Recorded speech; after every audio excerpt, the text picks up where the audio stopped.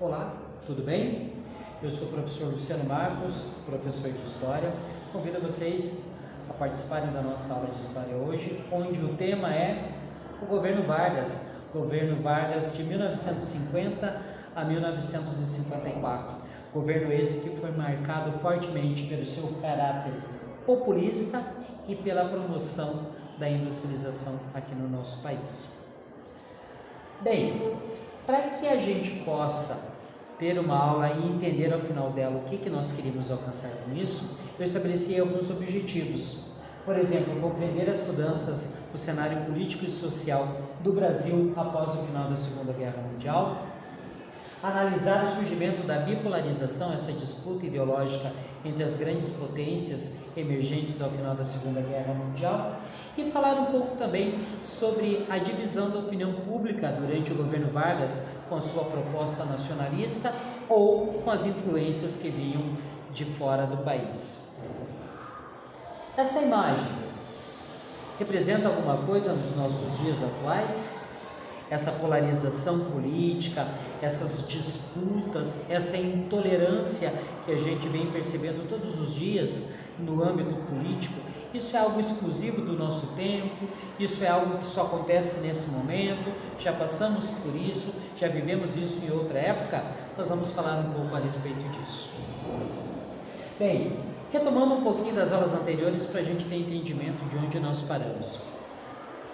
Os regimes totalitários, o nazifascismo e a sua derrota, ele foi extremamente significativo para moldar o cenário mundial após o final da Segunda Guerra Mundial e, consequentemente, também o Brasil. A retomada dos valores e da proposta da democracia que havia entrado em declínio ao final de 1929, ou melhor, a partir de 1929, com a grande crise do capitalismo, e que também serviu como estímulo para o desenvolvimento de regimes totalitários. O nascimento do aspecto da bipolarização, como eu falei anteriormente, a disputa ideológica, no aspecto cultural, no âmbito militar também das grandes potências, e por fim o retorno dos nossos pracinhas, aqueles que colocaram suas vidas em risco defendendo uma proposta política ao qual eles não encontravam no seu próprio país. Bem, em 1950, Getúlio Vargas, como havia profetizado ao ser destituído em 1945, volta nos braços do povo. Eleito com quase 50% dos votos válidos, Getúlio Vargas agora vai encontrar um Brasil totalmente diferente. Apesar de terem passado apenas 5 anos, o Brasil agora vivia um regime de democracia. Uma democracia que previa o pluripartidarismo, a oposição política, a liberdade de pensamento, a liberdade de imprensa, características que não existiam ao final do Estado Novo. Muito bem. No âmbito econômico, esse governo de Vargas vai ser marcado principalmente pela promoção e do desenvolvimento da indústria nacional. Para isso era necessário criar uma infraestrutura capaz de promover essa industrialização e de tirar do Brasil esse caráter de uma grande fazenda produtora de café, algo que ocorreu na primeira metade do nosso século XX. Para isso, Getúlio Vargas vai colocar ali a sua proposta nacionalista em prática, principalmente restringindo a entrada do capital estrangeiro, associando este ao capital nacional, para que ele não se tornasse um capital especulativo, e tentando assim ao máximo restringir a saída, impondo limites ao envio dos recursos e dos lucros das empresas multinacionais às suas matrizes no exterior, fazendo com que esses recursos permanecessem no Brasil, boa parte deles, e que contribuíssem para esse desenvolvimento econômico no país. Bem, o cenário externo, como eu disse anteriormente, era o cenário que nós vamos identificar como da Guerra Fria, essa disputa entre as grandes potências. Isso vai ser decisivo para moldar os rumos políticos aqui no nosso país, direcionando as propostas políticas e tendo um grande envolvimento da população brasileira, ora a favor, ora contra as propostas que vinham do governo federal. Bem, o projeto nacionalista de Vargas passava principalmente pelo desenvolvimento da indústria.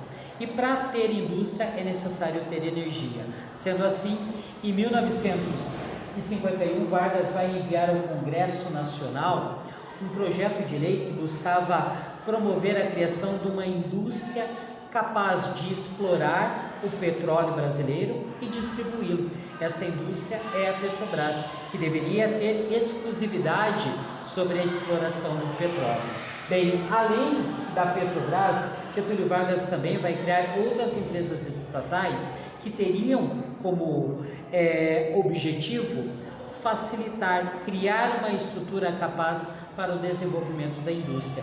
Podemos citar aí a Siderúrgica Nacional, Companhia da Siderúrgica Nacional, a CSN.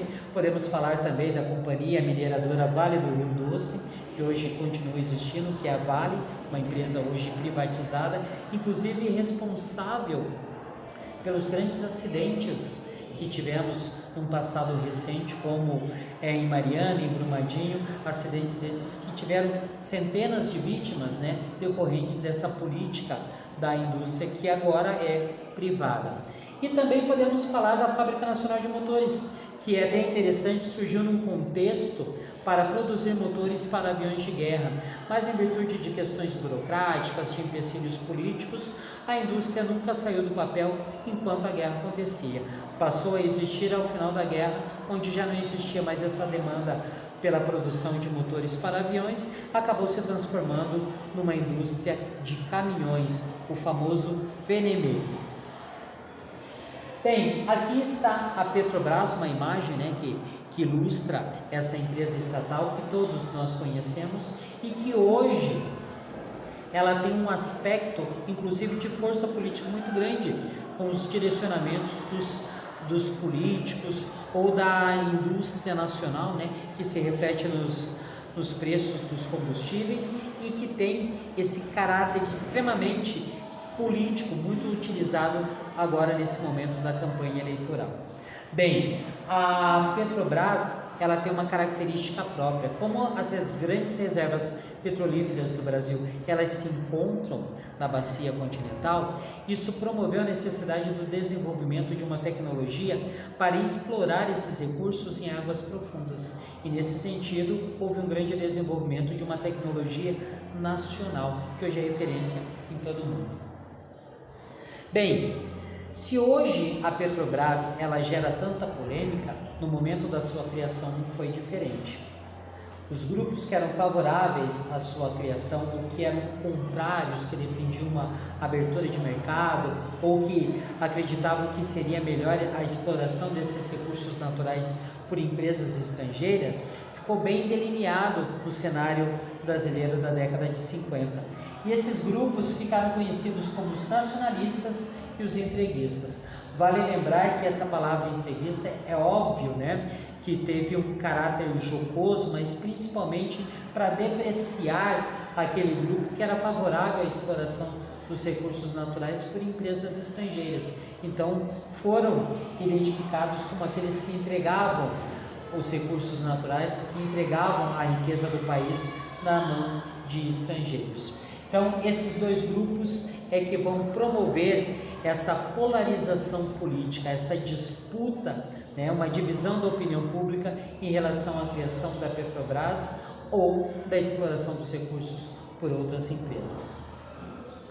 Esse engajamento nessa disputa, ele ocorreu por todo o âmbito social e político do Brasil. Vale aqui destaque por uma grande figura da época, muito conhecida na literatura brasileira, que foi Monteiro Lobato, grande defensor da criação da Petrobras como empresa estatal. Até tem um episódio do Sítio do Pica-Pau Amarelo, onde o Visconde vai escavar um poço de petróleo no sítio, isso mostrando a grande importância dessa empresa estatal. Bem, o governo Vargas ele começa a ter uma oposição muito forte quando em 1951 Vargas se recusa a enviar tropas, atendendo um pedido da ONU, para o combate na Coreia, a disputa da Guerra Fria entre capitalistas e socialistas.